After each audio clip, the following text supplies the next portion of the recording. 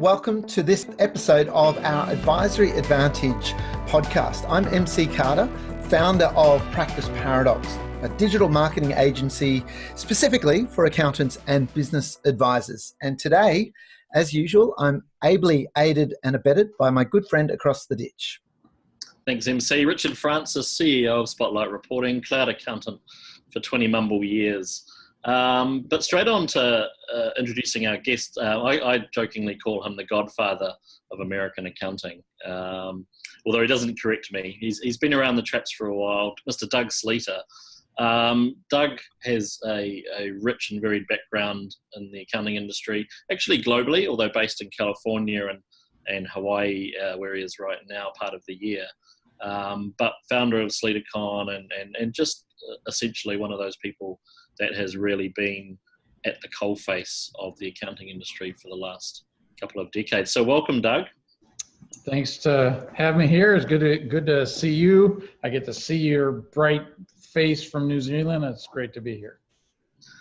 Fantastic to have you on. So now you're doing, talk to us about, you're doing some advisory work. You do a little bit of work with Spotlight Reporting, of course, but you're still hands-on helping cloud businesses. Do you want to start there with a little bit of background? Well, yeah, since quote unquote retiring, so many people have trouble retiring from this fun profession. I sold my company in 2015, but ever since then, I've really kind of been trying to find the next opportunities, the next real wave of technology. So the way I do that is following people like you, Richard, who are actually innovating in the space and finding better solutions that the accounting professionals can use, as well as the small business owners, to really change the game. The whole cloud thing is obviously what we assume now, but so I'm kind of building, if you will, a portfolio of companies that I advise who are cloud-based solutions that I think are going to change the game in the coming years. And I know that you want to talk about the B word. I think you've tried to convince me of blockchain being, the thing that's going to transform everything. Do you want to maybe explain? I mean, we do hear this at accounting conferences that we need to get our head around blockchain. Yeah. Do you want to give us a? Well, yeah. I guess a good analogy is I worked at Adobe Systems in the early 80s. I was number 30 at Adobe. So very early, small little startup company. What's Adobe Systems have to do with today? Well, I see a very big analogy. What Adobe did for publishing is they created this thing called PostScript. PostScript is essentially the dawn of the digitization of all of typography and graphic arts and printing and imaging. So because we had PostScript developed in the 80s, you've seen a complete transformation of the whole publishing industry. Well, I see something very similar with blockchain technology when applied to global commerce. So the blockchain technology is this underlying layer of technology that allows and facilitates transactions between trading partners on a global basis. It takes out all of the friction, if you will, of doing in the cryptocurrency space. The idea of moving money from country to country is very expensive and slow and just really not efficient at all. And more businesses are doing global business. So even a small business owner today has probably got some global relationships. So this whole currency and this whole security model around moving information from country to country, all the laws that have gotten even worse. The borders actually have been getting tighter and tighter when the people are actually doing more and more interactions across country borders. So I think blockchain is the foundation of what's going to be used in the future for how global commerce occurs. And Doug, what are you seeing accountants and CPAs doing in this space to anticipate and go with the change? What are people doing? That is the question. Very good question. Thank you. Today, I honestly say to the practicing CPA, hey, there's not really not many action items I have for you to start doing today, other than just simply learning. I believe in lifelong learning. I have a hashtag called agility trumps ability. And what I'm really saying there is we may be really good at whatever we're doing. We may have a good business model, a good number of clients. We're super busy doing what we're doing. But if you're not agile and looking out and seeing what both technology trends are and then business market trends are, then you're going to be left behind. The big action item today is this whole cloud. If the accounting firm is not in the cloud, it's almost like, I hope you're planning to retire in the next couple days, because otherwise, you're just not gonna, your clients are gonna leave you. They're not gonna tell you why. They're gonna be nice. They're gonna say they're happy, but you won't really know why. And it might be because, well, you're not forward thinking. You're not an agile business advisor. You're just a compliance focused servant who does my backwards looking financial statements. So you see how we start talking about blockchain, that's kind of the next thing. But the today thing that actually has been here for at least 10 years now is, if we're not in the cloud, if we're not paperless, we're just not with the program, and our business model needs serious rethinking. What do you think is the major obstacle here, Doug? Because you were right there when Xero came to the United States. QuickBooks Online started to take off. In fact, I think it was at the same conference Rod showed up, and that did transform and shake things up. Yeah. But there's still a relatively modest penetration of complete cloud practices, particularly in North America. What's the problem up there? Yeah, we are definitely, I consider, to be behind New Zealand and Australia, especially, and many parts of Europe too. They're just more open to throwing out the old and getting with the new program. Perhaps it's demographics in terms of age. Maybe your accountants are younger than our accountants who have been, just too profitable for too long. It's hard to say, but it's the human nature is change is really scary. And I've seen some specific things in the US that actually are still occurring, and that's the vendors come in with technology. They promise the moon and they deliver nothing. They deliver bugs. They actually often deliver to me a product. They start taking my money and I start using it, and we're actually implementing it, get the staff trained. And then I say, this isn't working. Oh no, this was not really the right product for me. So that's actually a worse condition than having never moved at all. And so the guy that has that experience is really, really skeptical of all these guys that say, it's so much better. Once bitten, twice shy, I think, is what's really gone on in a lot of the accounting firms in the US. And just a question then on the action point, Doug, for the modern advisor who thinks, okay, I don't want to be out of the loop with what's happening with blockchain. How can they go about learning? What would you recommend? Where should they go other than to Mr. Google? Yeah, well, Google does have some good results, so I would totally do that. But I've been listening to a lot of podcasts. There are several books. In fact, I have book recommendations on my site that people can go to. I do, you can follow me on Goodreads and things like that. So I'm reading books that somebody's actually taken a lot of time to put down a full multi-chapter book that talks about the technology, the business model change.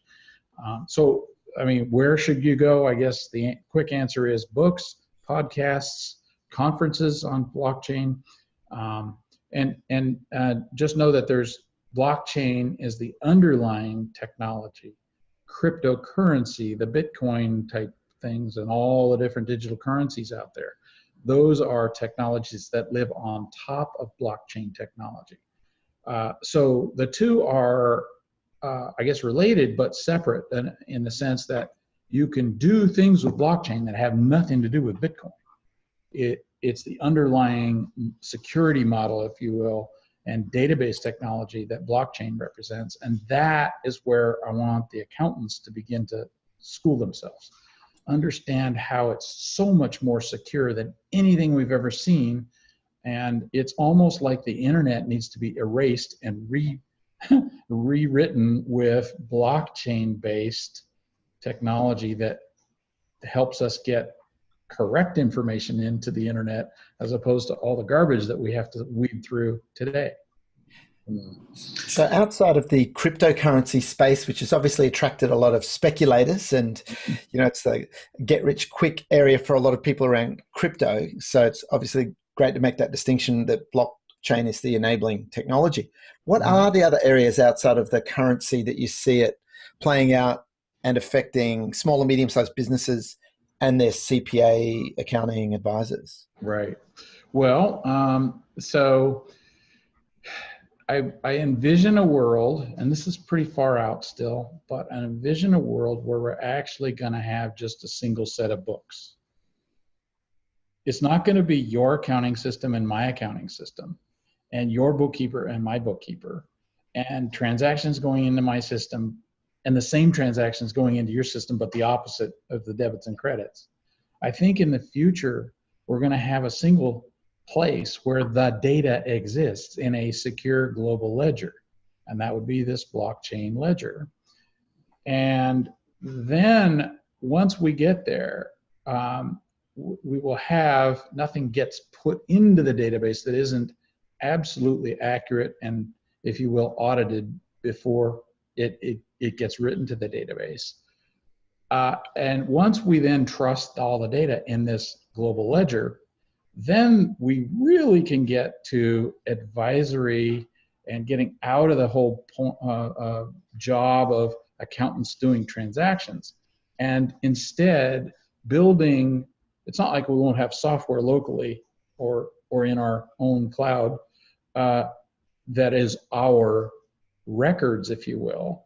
We'll still have that, but it will be more like dashboards that pull data off of this global ledger.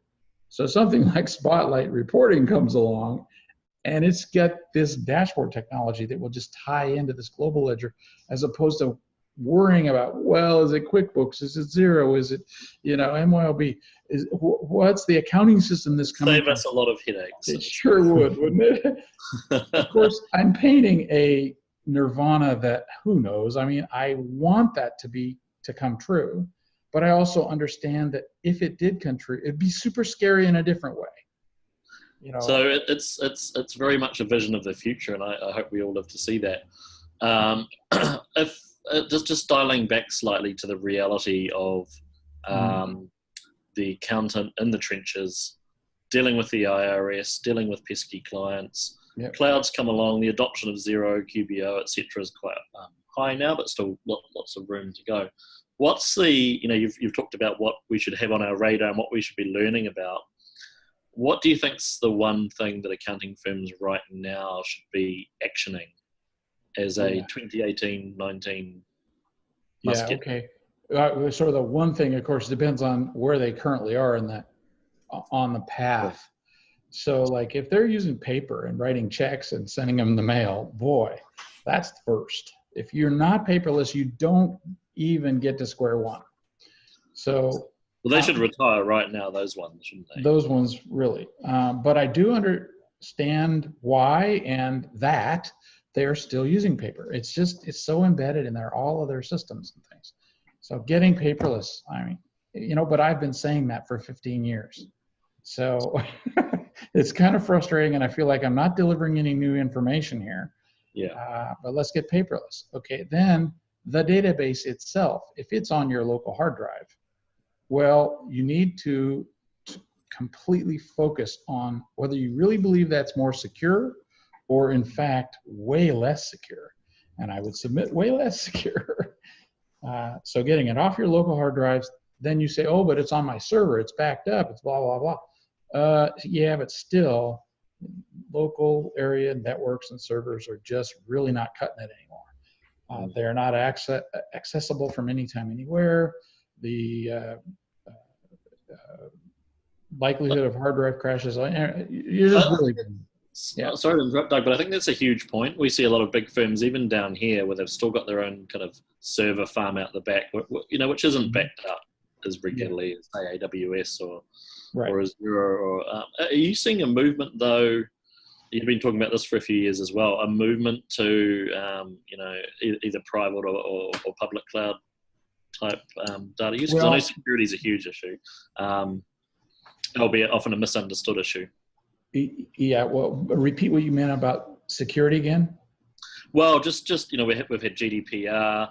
One of the first questions we always get asked is, "Oh, that's great that you're on Amazon Web Servers, just like Xero and etc.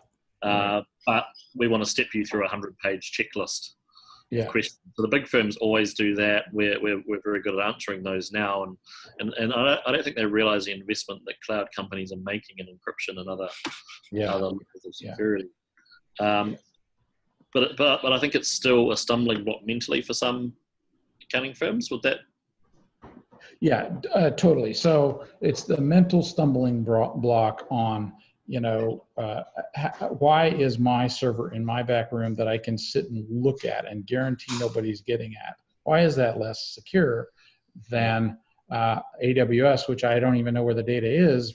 In fact, the data's in everywhere. It's not just in one spot. Oh, that's worse, isn't it? So, and again, I feel like a broken record. Why is this better to the real cloud versus my own private server?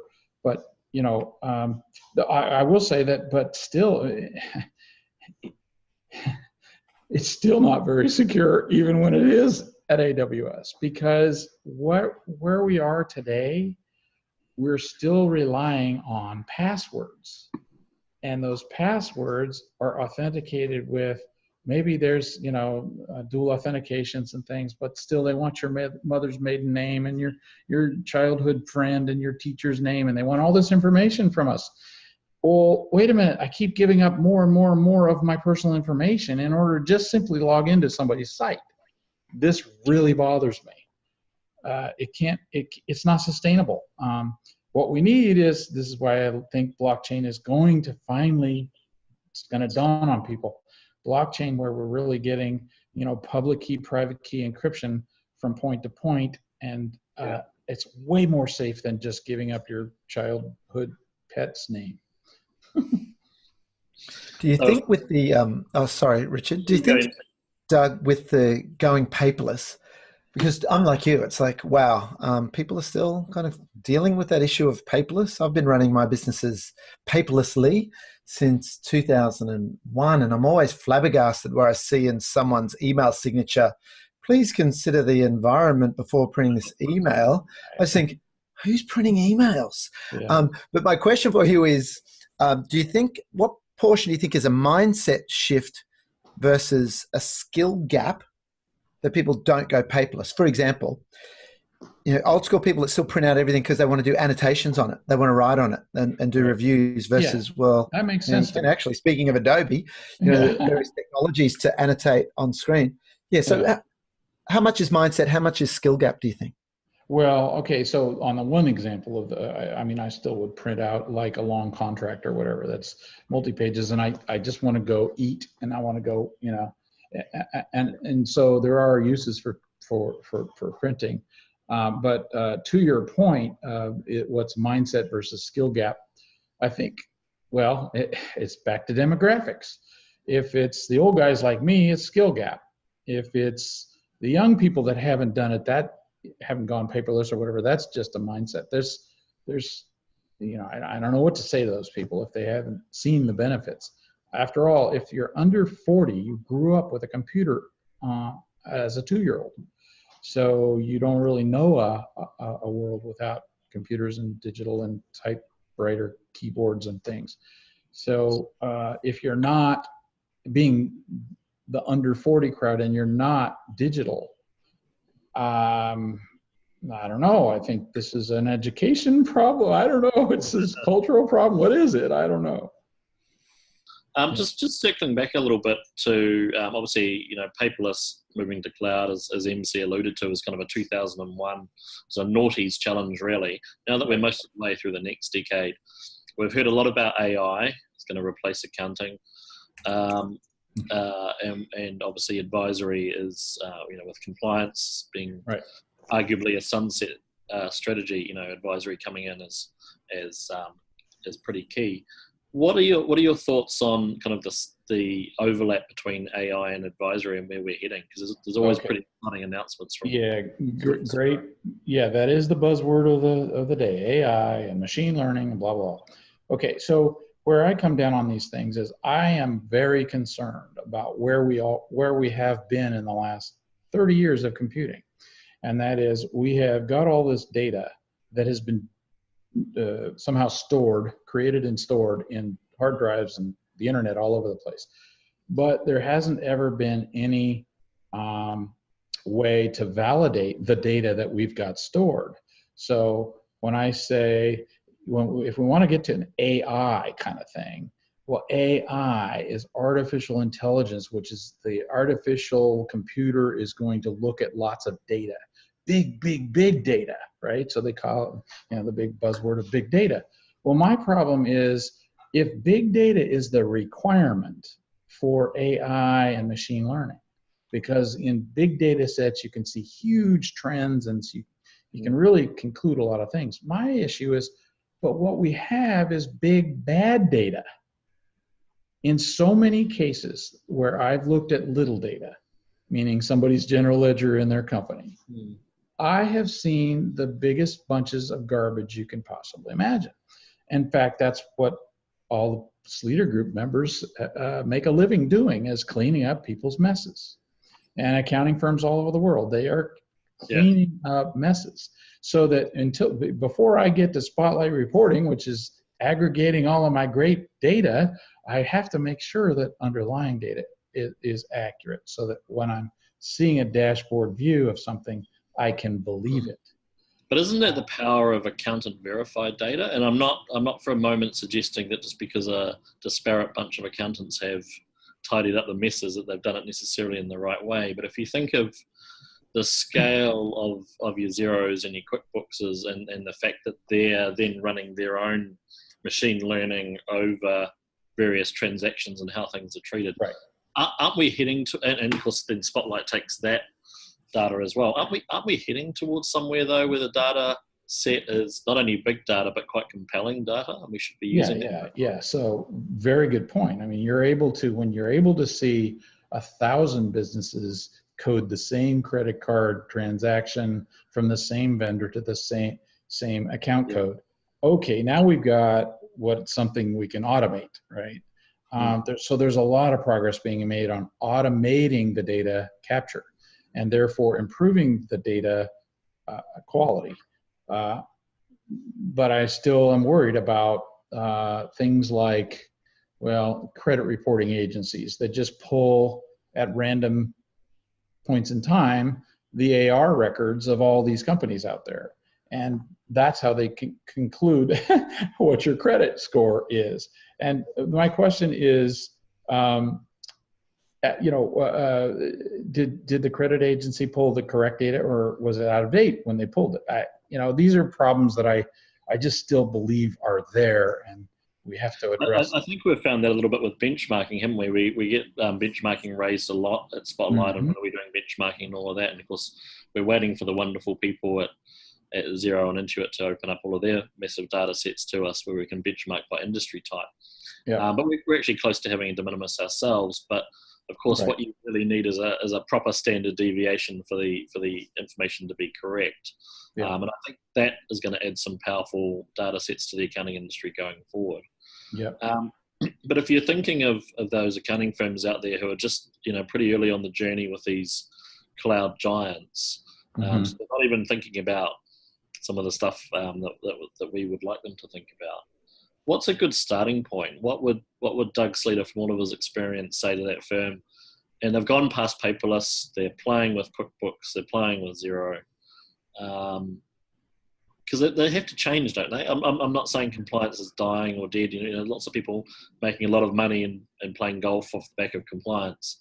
Yeah, but to stand still with compliance, isn't that a dangerous strategy these days? Yeah, totally.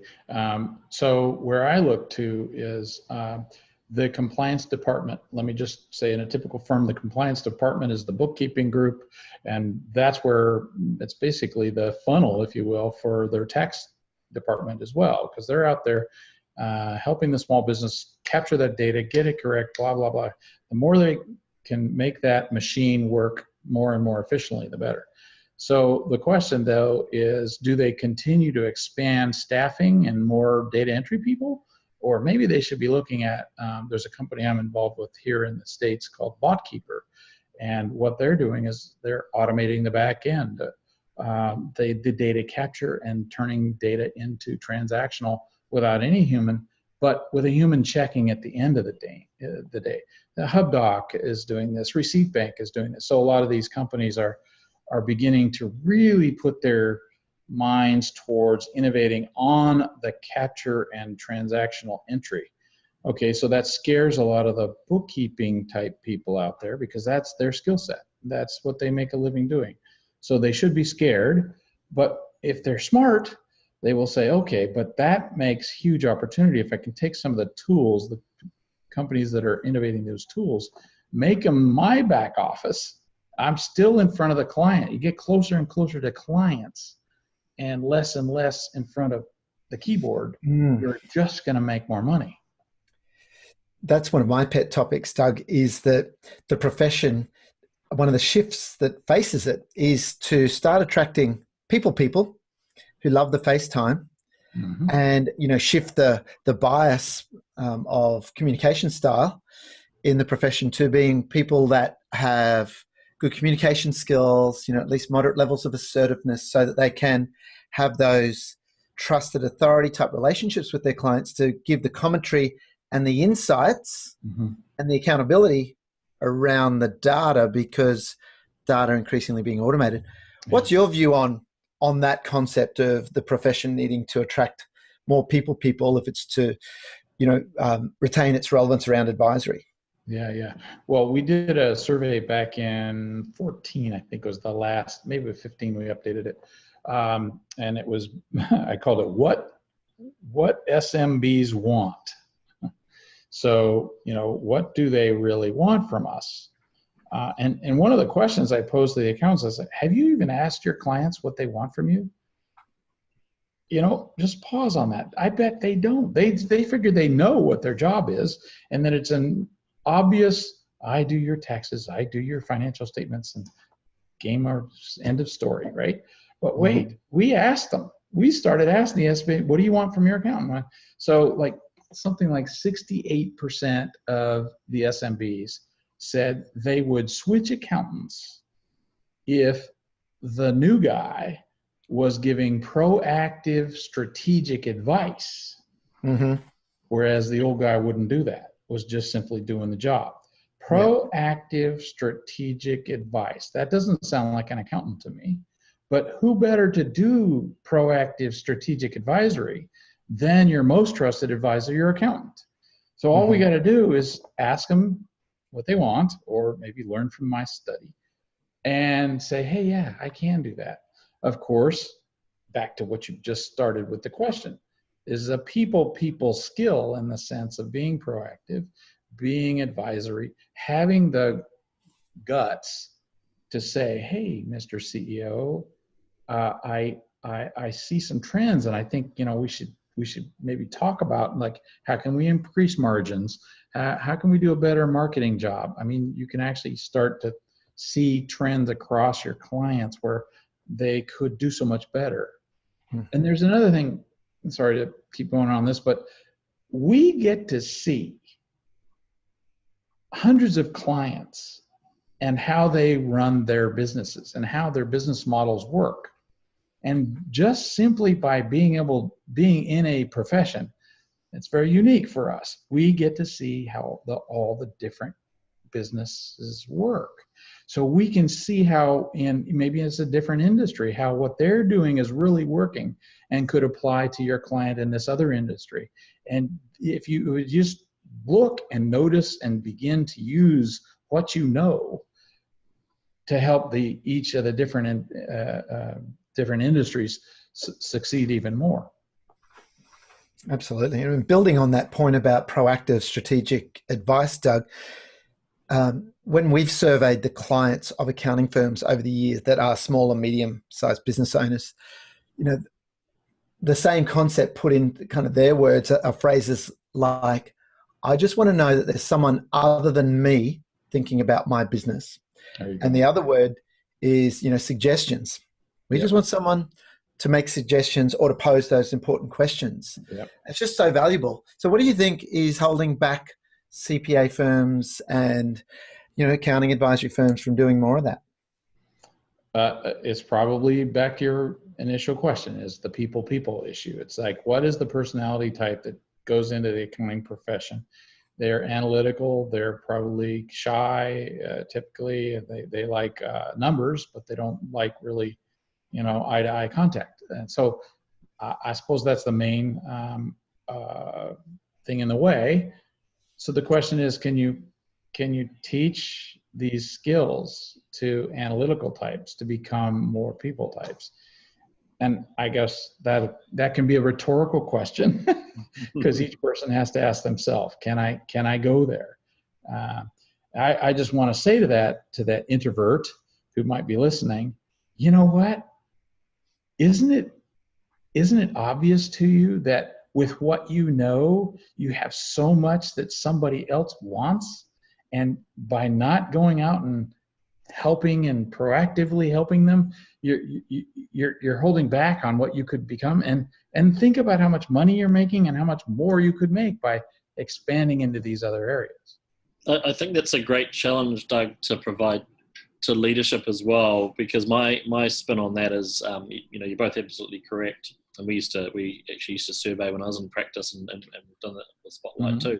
But I've been to many, many firms and presented to a shining sea of young faces, and who have often come up to me afterwards and said, look, we want to do all that stuff you talk about and what you've written about and using Spotlight, but that old guy over there who introduced you, as soon as you go, he's going to give me a tsunami of compliance to do, and we're not going to get anywhere near the tools. So there may be, it might take a generational shift at the leadership level for us to really see this flower. I don't know. Earlier when we were talking about the blockers to getting to the cloud, one of the blockers and we've been talking about this at the AICPA and all for some time now, is that the older the practitioner is, the less incentive they have to invest in whatever it takes to implement new technology. Because all it does is, because this investment may not pay off for 2 or 3 years until we get over the hump of transitioning the firm, right? The new business model. So that investment won't start paying off until they're gone. So why would I sap today's profits for what I'm never going to be able to reap later? Yeah, that's absolutely right.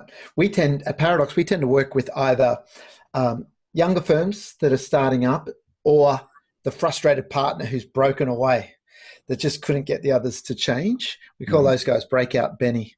They're broken out. But I think if you were to take the analogy of a sport, statistically, there's less correlation between the success of a football team with the coach, like who coaches them, than there is to the playing roster. So it's the scouts. The work that the scouts did 5 years earlier has the bigger influence than who's the coach this season. So if the profession was a sporting team, the scouts got to lift their game, in my view, and attract people that really look forward to those client-facing meetings and don't view them as interruptions. Yeah, that's a really good analogy. And I would say that the place to really focus, which none of us are doing specifically, but of course I would love to, if I could find a spot, go into education, get down into the high schools and make sure that we're teaching what it is. Not, well, I guess we have to teach debits and credits and the whole, general ledger stuff, because you have to have the fundamental understanding. And just like you can't be a doctor unless you have chemistry. Okay, but most doctors don't do much chemistry. Yeah. So that's the same idea. Is let's get the education down in high schools and junior colleges, and then be straight with the students. You're not learning to do debits and credits. This is what you've got to learn in order to do advisory, which is all that'll matter later. That's a huge point, Doug. We've been talking about that at Spotlight, about what can we do almost from a corporate social responsibility angle, because we know that the likes of Xero and Intuit are starting to tackle the next generation. I think it's, we all, those of us of a certain age, almost came through accounting despite what we were taught at high school and university. Yeah. And it was very much technical debits and credits. But if we can get the accountants coming through, and I think there are entrepreneur accountants out there doing that. We're talking to one of them in one of our next podcasts, Steph Hines. We've talked to one or two earlier, and the likes of Shay, Tyre, and Chris Hooper. But that we're actually there to help empower entrepreneurs. That's what accountants should be doing. And yes, there's a technical background to that as well.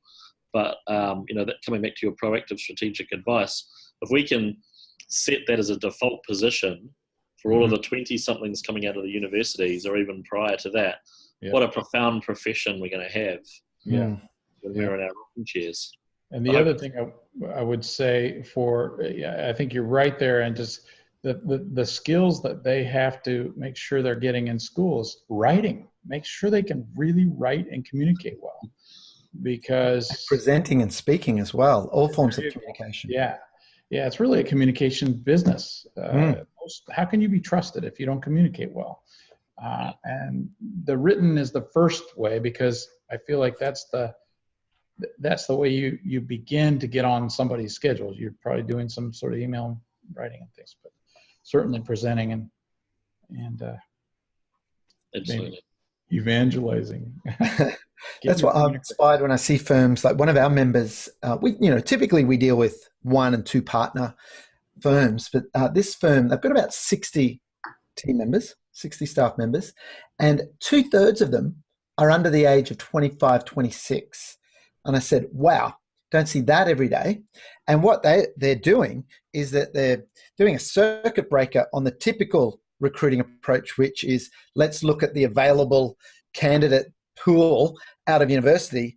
And they're diving in at the high school stage and getting really active in the local communities, teaching the young kids, not allowed to call them that, are you? Teens, youth, young people, how cool accounting is as an advisory profession, and therefore attracting the people that otherwise might have just been told by the high school guidance counselor, oh, you're good with numbers, you're very logical, you should be an accountant, to go, well, actually, no, if you really love just making a difference to people in their life and you love the whole idea of business and you're good with numbers, well, then accounting is a really cool profession. So that blew me away when I saw that. So they've got, cadetship programs, and they know they're not going to keep all of them, but they figure let's just keep bringing the young people in and we'll groom them into the entrepreneurial accountants that we need.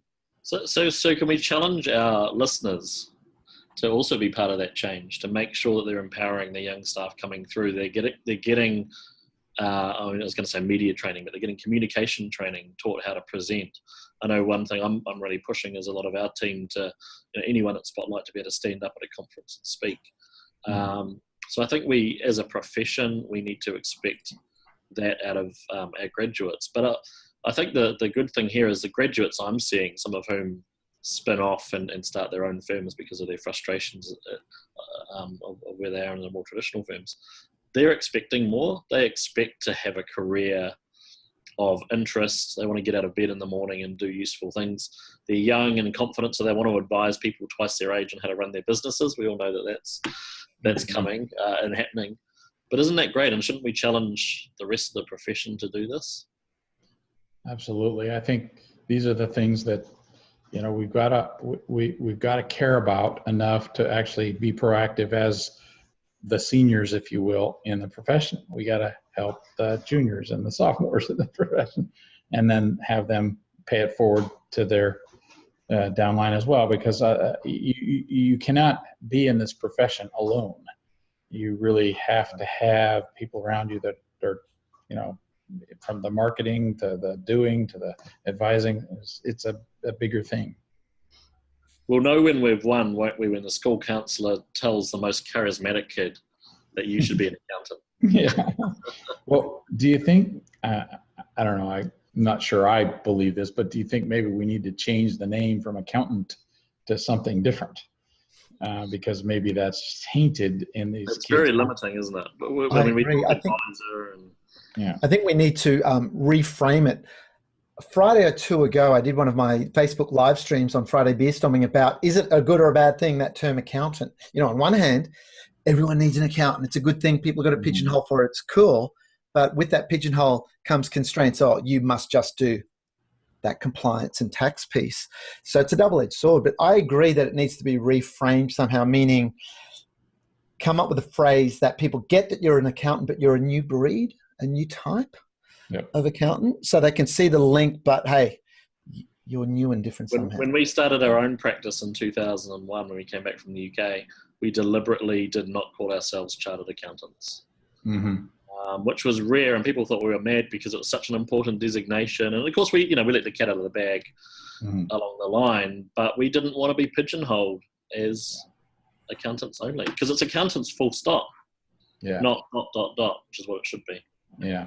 Exactly. So there's another sort of trend that's going on, that the accountant in today's world, kind of backing up the conversation a little bit, going towards these trends of, it's not just general ledger now. There's all these different add-ons. So I call them chunkifications, chunks, and the chunkification of the business process. So all these different apps that do all these different pieces of the business process. So the accountant who is maybe more techie, who is less comfortable, if you will, going out and showing a dashboard and talking about margin improvement and things like that, they could become more techie and help identify the right apps for the right client and getting them installed and configured and selling. Some of them are resellers as well. So that's another area of the profession that I think is growing, is being that technology consultant in addition to the advisor. At the same time, I will say, I think there's this chunkification, meaning general ledger plus 5 different add-ons or 10. I think that's a pendulum where instead of more chunkification, what we're starting already to see is that the big players, Zeros and Intuits and all, they're going to be buying up like HubDocs and T-Sheets because I think it's a consolidation trend that we're going to see in the next 5 years. And the reason I think that this is going to happen, it's still yet to really be proven out, but is because the customer wants one throat to choke when something goes wrong, and they don't really like the fact they're paying 5 or 10 different companies a little subscription fee here and there, and then the digital plumbing that has to be really perfect in order for all these different apps to talk to each other. And one upgraded and then the API broke on the other one or something, and something's not working, and so we have bad data. So our Spotlight reporting dashboard is giving us garbage. Why? Okay, well, you have to go and yeah. So you have to go find exactly what. Anyway, so I just believe that it maybe whereas the all-in-one products of 30 years ago, they just had AR, AP, and payroll, and they had the feature set, but they didn't really configure or customize very well. That's why chunkification was great. We got way more possible solutions.